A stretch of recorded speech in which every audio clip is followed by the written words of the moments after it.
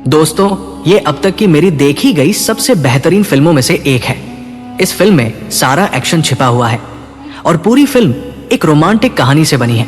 मेरे प्यारे दोस्तों, अगर आप पूरा मजा लेना चाहते हैं तो वीडियो देखें।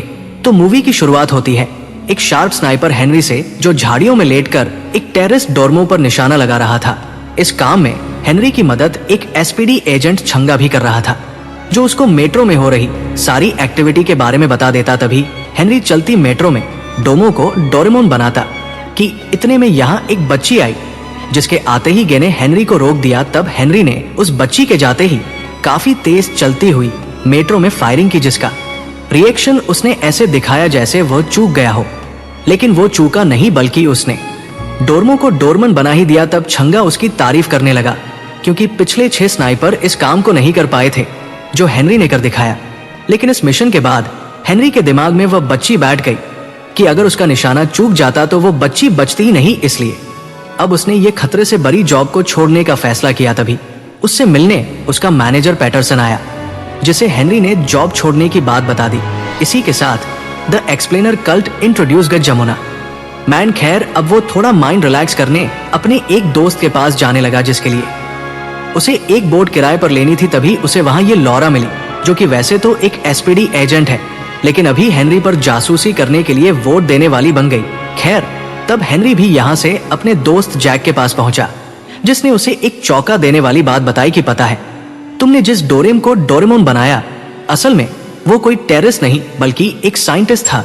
तब हेनरी का भी दिमाग घूम गया कि आखिर क्यों एसपीडी ने उससे झूठ बोलकर एक निर्दोष आदमी की जान दिलवाई।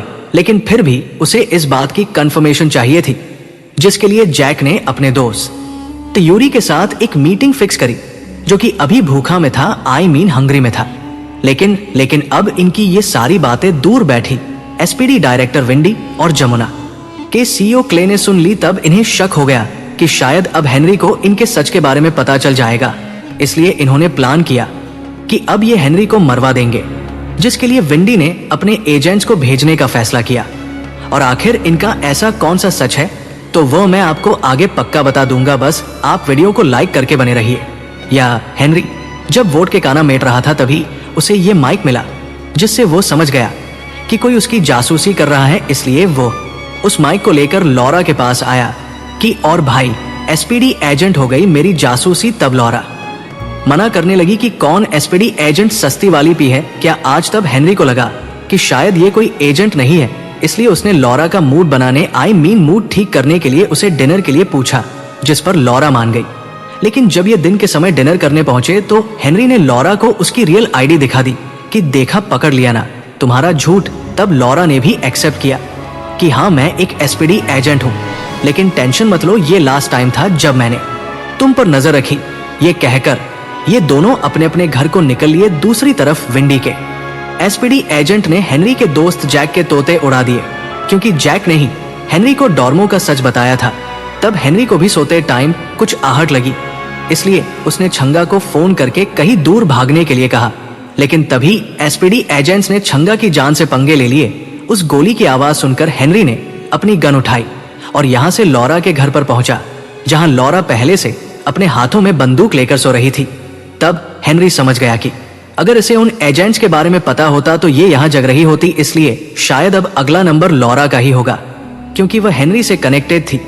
इसलिए उसने लॉरा को यहाँ से निकलने के लिए कहा, जिस पर लॉरा अपने बोट की चाबी लेने गई तो वहां उस पर एक एजेंट ने हमला कर दिया। तब लॉरा और एजेंट की खूब दब्बे बीच लॉरा ने एजेंट को डिटर्जेंट की तरह धो दिया, जिससे उसे पता चला कि इन एजेंट्स को विंडी नहीं भेजा था। तब ये दोनों यहाँ से बोट में निकल गए, जहां लॉरा ने बताया कि ये लोग विंडी ने भेजे होंगे, क्योंकि वह तुमसे तुम है मरवाना चाहती है। तब हेनरी की बुद्धि खराब हो गई कि अब क्या करूं, ये एसपीडी वाले तो उल्टा मेरा ही गेम बजाने में लगे हैं। तभी इतने में यहाँ हेनरी का दोस्त मोमो आया, जो इन दोनों को अपने प्लेन में बिठाकर यहाँ से ले गया।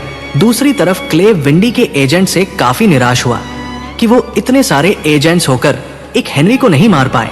इसलिए अब उसने ये काम अपने खास स्नाइपर को देने का सोचा। और वो स्नाइपर भाई साहब, चलो आगे बताऊंगा। यहाँ हेनरी ने अपने मैनेजर पैटरसन को फोन करके सारी बात बताई, जहां पैटरसन बोला कि एसपीडी और जमेनाई दोनों बहुत हाई अथॉरिटी है, इसलिए मैं चाहकर भी कुछ नहीं कर सकता। तब हेनरी को पता चला कि असल में डर्मो जमुना प्रोजेक्ट का एक साइंटिस्ट था जिसको मारने का ऑर्डर क्ले ने ही दिया। अब रात होते ही अलग अलग कमरे में सो गए, जहां अगली सुबह जैसे ही हेनरी की आंख खुली तो उसने देखा कि एक स्नाइपर दूसरी छत पर नाच रहा है। ये देखकर उसने लॉरा और मोमो को इन्फॉर्म किया कि मैं घर से बाहर जा रहा हूं ताकि वो स्नाइपर मेरे पीछे आए। जिस बीच तुम दोनों यहां से निकल जाना, तब उसका ये प्लान सफल रहा, क्योंकि असल में अब वो स्नाइपर हेनरी का पीछा करने लगा। जहां इनके बीच काफी क्रॉस फायरिंग भी हुई, जिसमें हेनरी ने देखा कि वो स्नाइपर जूनियर बिल्कुल उसकी ही जवानी की कॉपी लग रहा था। इसलिए अभी उसने जूनियर को मारने का प्लान ड्रॉप करके यहां से भागना ही सही समझा।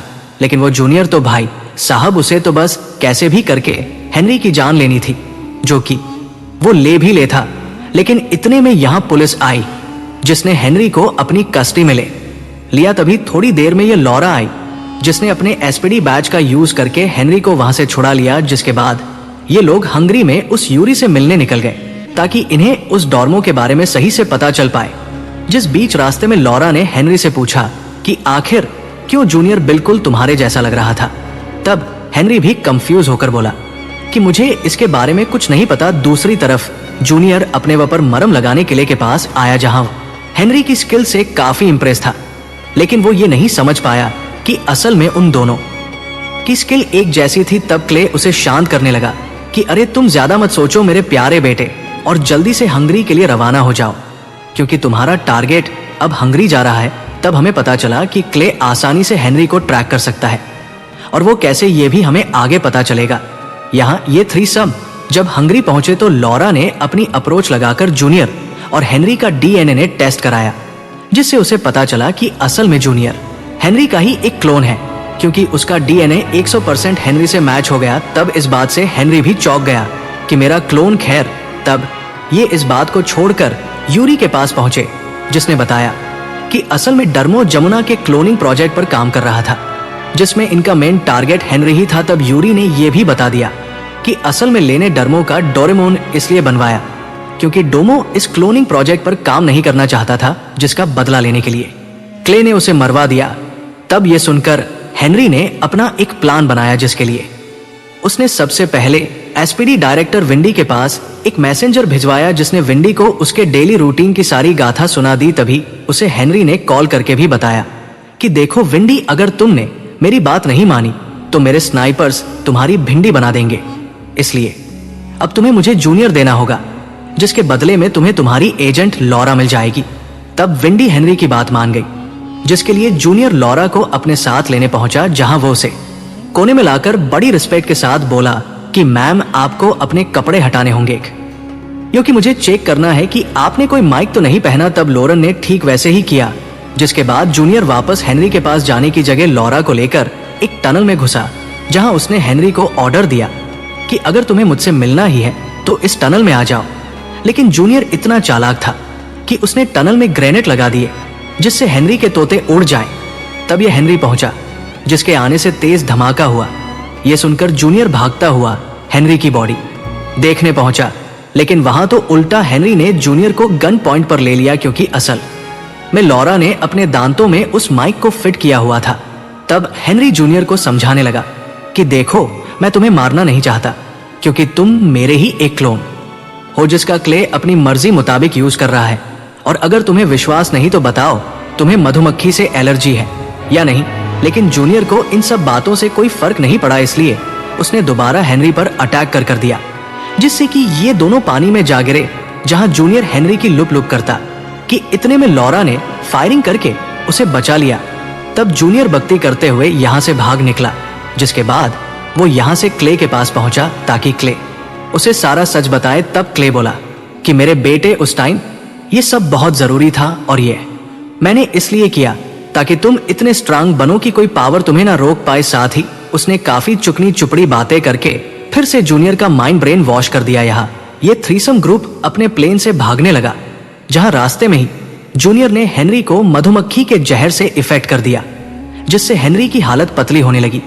लेकिन ये उसने इसलिए किया ताकि वो हेनरी की सच्चाई जान पाए, जिसके बाद उसने खुद उस जहर की दवाई देकर बताया कि क्ले, आप लोगों को इसलिए ट्रैक कर पाता है क्योंकि काफी साल पहले उसने हेनरी की बॉडी में एक चिप डाली थी जिसे जूनियर ने बड़ी सावधानी से निकाल दिया। और ये सब उसने इसलिए बताया क्योंकि अब वो खुद क्ले की पुंगी बजाना चाहता था ताकि आगे से वो किसी का इस्तेमाल ना कर पाए, भले ही पीछे से कर ले। खैर, तब वो यहां से निकले ही थे कि इतने में क्ले ने जूनियर को फोन करके कार से निकलने के लिए कहा।